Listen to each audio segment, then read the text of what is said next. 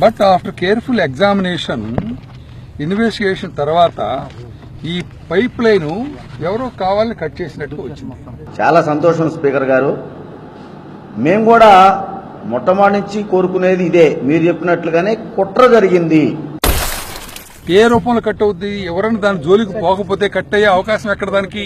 అయితే ఆ కుట్ర ఇవాళ ఏదో వర్షం కురిసి లీక్ అయ్యి కిందకి కుండపోతగా నీళ్లు గారిన దగ్గర నుంచి కాదండి. అసలు శాసనసభ ప్రాంగణం నిర్మాణం దశ నుంచి కూడా కుట్ర జరుగుతానే వచ్చింది.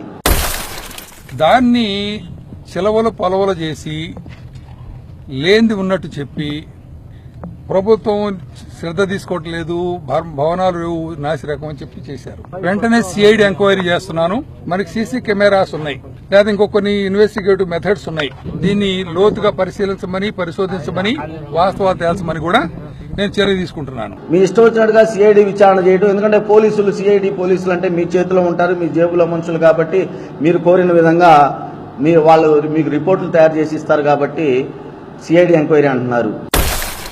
దీనికన్నా మించి ఎవరికైనా ఏదైనా వివరాలు కావాలంటే నా దగ్గర రావచ్చు. ఈ లేని ఉన్నట్టు చెప్పడం, అనవసర ప్రాధాన్యత చేయడం కరెక్ట్ కాదు. రాబోయే రోజుల్లో పెద్ద పెద్ద వర్షాలు వస్తాయి. ఇంకా మాన్సూన్ సెంటర్ కాల తుఫాన్లు వచ్చే ప్రాంతం మంది. తుఫాన్లు ఏమన్నా వస్తే ఏమవుతుంది? మన ప్రాంతం ఏమవుతుంది? ఎక్కడ ఏ పైపుకి ఎక్కడ గాయం తగలకుండా కోత లేకుండా దీనికి ఒక్కదానికే ఇంత కట్టేట్టు వచ్చింది. కుట్ర కోణం అనేది మొట్టమొదటి నుంచి ఉంది. నిర్మాణ దశ నుంచి కూడా దీన్ని అడ్డం పెట్టుకొని వందలాది కోట్ల రూపాయల్ని చంద్రబాబు నాయుడు ప్రభుత్వం దోచుకున్నారు అనేది వాస్తవం. ఎవరో ఉండాలి. ఎవరు వాళ్ళు? ఎందుకు చేశారు? ఏ కారణం చేత చేశారు?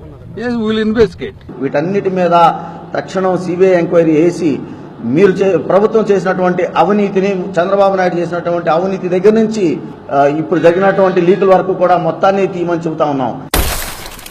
ఇప్పుడు కట్ చేసింది మాక్సిమం మెయింటెనెన్స్ అంతా అసెంబ్లీ అంతా మీ చేతిలో ఉంటుంది. ఇక్కడ సెక్యూరిటీ పూర్తిగా అంటే ఇక్కడ ఉన్నోళ్ళు చేశారేమో. అదే అడుగుతున్నారు. మొత్తం సీసీ కెమెరాలు ఉన్నాయి ఆ ప్రాంతం అంతా కూడా. ఆ సీసీ కెమెరాల ఫుటేజ్ తెచ్చుకోండి. ఎవరు అన్యాయంగా అక్రమంగా ఎవరు దొంగతనంగా లోపలికి ప్రవేశించారు, ఎవరన్నా పైపులు కోసారా, మొత్తం కూడా బయటకు వచ్చేసి. నేనేమంటానంటే నేనే రాజకీయం మాట్లాడను. I want to know the facts.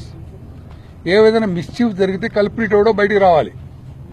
ఎందుకంటే క్లియర్ గా ఇది ఏ రూపంలో కట్ అవుద్దండి.